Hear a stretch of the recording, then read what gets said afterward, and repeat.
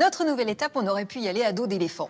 Histoire de nous mettre dans l'ambiance d'une civilisation qui a marqué profondément la Tunisie, celle des compatriotes d'Hannibal le Conquérant. C'est l'héritage. C'est l'histoire d'une civilisation dont on a voulu éradiquer toute trace. À Tunis, sur la colline de Birsa, la tranquillité des ruines de Carthage cache l'une des rivalités les plus mythiques de l'histoire. Celle qui opposa l'Empire romain à la civilisation carthaginoise. Un affrontement qui précipite la ruine de Carthage, notamment à cause d'un fruit de quelques centimètres rapporté à Rome par le sénateur Caton pour faire croire à l'imminence de la menace. On raconte que pour convaincre les membres du Sénat, il avait ramené une figue fraîche qu'il a montrée donc à ses collègues, à des sénateurs, pour les convaincre. Et c'était une manière de dire que l'ennemi donc était aux portes de Rome. Il était vraiment très proche. Jusqu'en 146 avant Jésus-Christ, Carthage a régné sur le monde méditerranéen. Sa position privilégiée en a fait la rivale la plus redoutée des Romains. Une puissance commerciale, culturelle et militaire que Rome a voulu anéantir. Pourtant, en Tunisie, la mémoire de cet empire florissant a survécu. Dans le nord de Tunis, l'acropole dominant la baie recèle les vestiges de l'antique Carthage. En 814 avant Jésus-Christ, des Phéniciens de Tyr, une cité du sud de l'actuel Liban, fondent la ville sur ce promontoire protégé. Carthage n'est alors pour les Phéniciens qu'une simple colonie. Les Phéniciens étant explorateurs de la mer par excellence, qui ont fondé un certain nombre de colonies en Occident, avaient besoin d'une ville puissante qui peut assurer et contrôler ces colonies dans cette partie-là. Et Carthage donc a été conçue dès le départ donc pour qu'elle soit une grande ville, une ville qui pourrait remplacer justement Tyr et les cités phéniciennes. En imposant progressivement leur hégémonie à l'ensemble des autres comptoirs de la Méditerranée occidentale, les Phéniciens de Carthage, associés aux populations autochtones déjà présentes, profitent du déclin de Tyr au IVe siècle avant Jésus-Christ pour créer une nouvelle civilisation.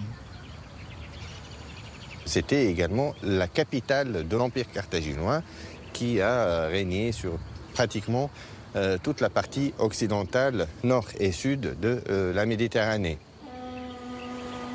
Dans le golfe de Tunis, la situation exceptionnelle de la cité lui assure la sécurité nécessaire.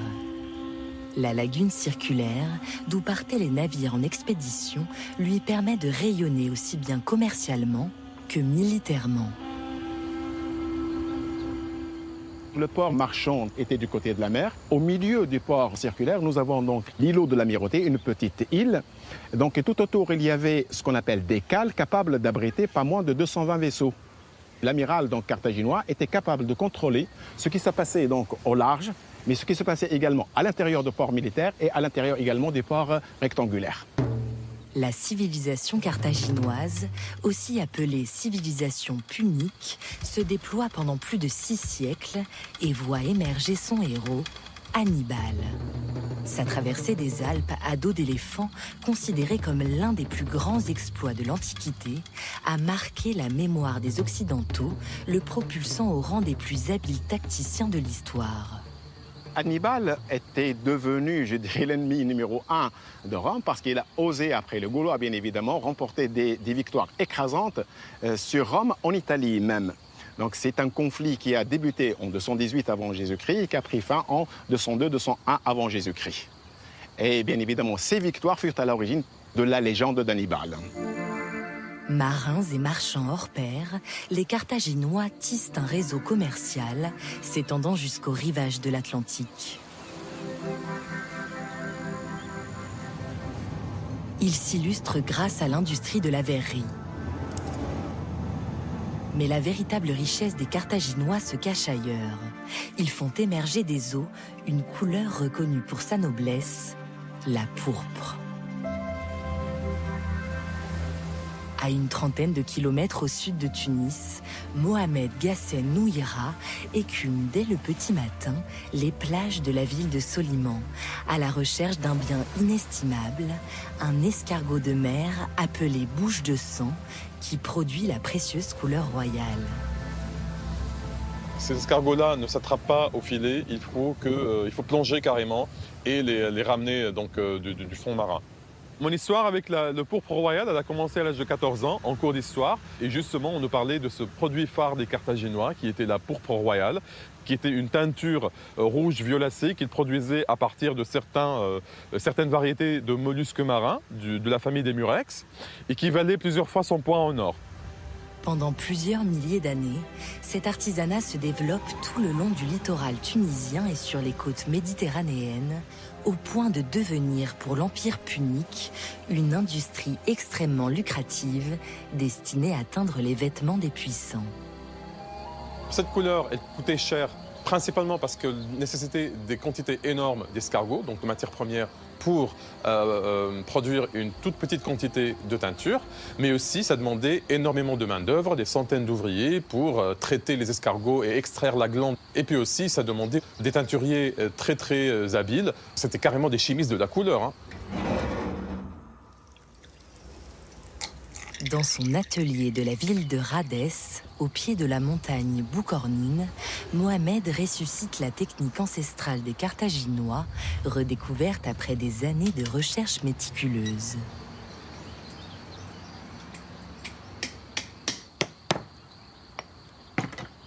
Il faut casser la coquille à un certain endroit pour exposer la glande hypobranchiale. On la mélange avec un peu de sel et on la laisse sécher au soleil pendant plusieurs jours. Et on peut jouer sur la combinaison de couleurs de plusieurs espèces pour nuancer les couleurs et avoir des couleurs plus ou moins qui tirent un peu plus vers le bleu, vers le rouge ou vers le violet.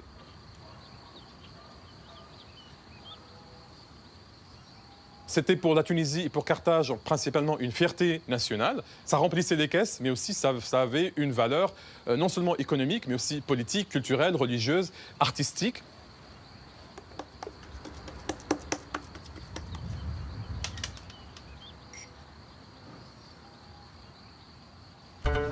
Si les eaux profondes de la Méditerranée ont sauvé de l'oubli la pourpre royale, c'est à l'extrémité du Cap Bon qu'il faut se rendre pour observer les dernières traces tangibles de la civilisation carthaginoise et de ses croyances en Tunisie. Envahi par les Romains en 256 avant Jésus-Christ, lors de la première guerre punique, Kherkouane est le seul site que Rome n'a pas fait disparaître après la fin du conflit, en reconstruisant une nouvelle cité sur les anciennes fondations. Classée depuis 1986 au patrimoine mondial de l'UNESCO, les fantômes des Carthaginois se cachent encore derrière ces pierres. Cette ville a donc été détruite et ses habitants ont dû la quitter. Ils ne sont jamais revenus, ce qui veut dire qu'elle n'a jamais été reconstruite, et c'est pourquoi ces vestiges sont toujours là.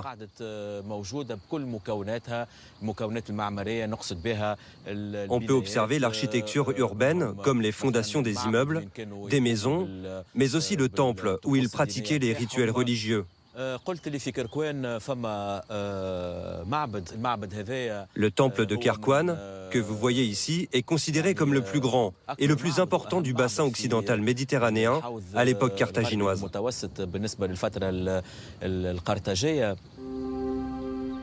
Une déesse a marqué l'histoire de Carthage, Tanit. Divinité entourée de mystères, son origine reste pour les chercheurs une énigme à élucider. Son culte a perduré bien après la chute de Carthage et le signe de la déesse reste reconnaissable sur tous les sites religieux puniques, comme ici, à Kherkouane.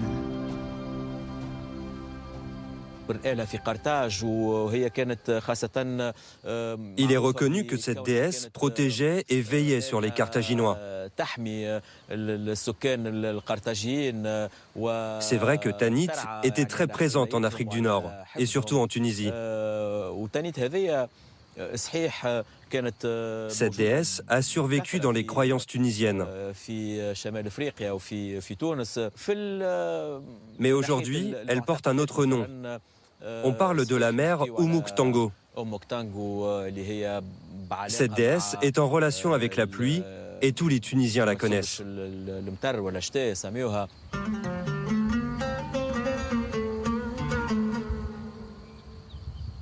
Entre 149 et 146 avant Jésus-Christ, les Romains assiègent Carthage. Une campagne dont l'issue est l'anéantissement de la ville lors de la troisième et dernière guerre punique. Si la cité est rasée et incendiée, les Romains choisissent également de ne pas conserver les sources littéraires carthaginoises. Mais un traité fait exception, celui de l'agronome Magon.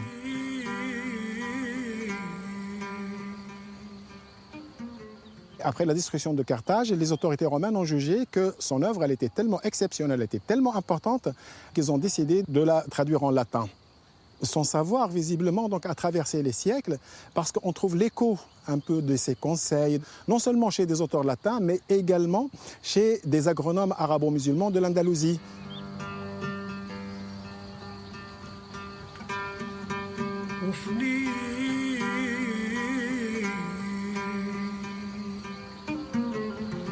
En octobre, au sud-ouest de Tunis, les champs de la région de Testour se parent d'un fruit dont Magon a détaillé les moyens de conservation dans son œuvre et qui laisse aujourd'hui un goût de passé sous les papilles, la grenade.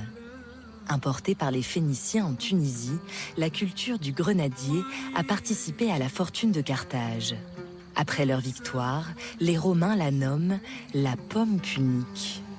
La grenade a un atout puisqu'on la trouve pratiquement un peu partout en Tunisie, aussi bien dans le nord-ouest, mais également du côté du sud, surtout du côté de Gabès. Il est réputé également pour sa production de grenades d'excellente qualité. Magon avait vu juste en soulignant la richesse de la grenade. Derrière l'huile d'olive et les dattes, ce fruit est devenu le troisième produit phare de l'agriculture tunisienne et un pilier de l'économie du pays. La fameuse sentence du sénateur romain Caton, Delenda est Carthago, il faut détruire Carthage, est restée lettre morte en Tunisie. Carthage, meilleur ennemi de Rome, est toujours vivante.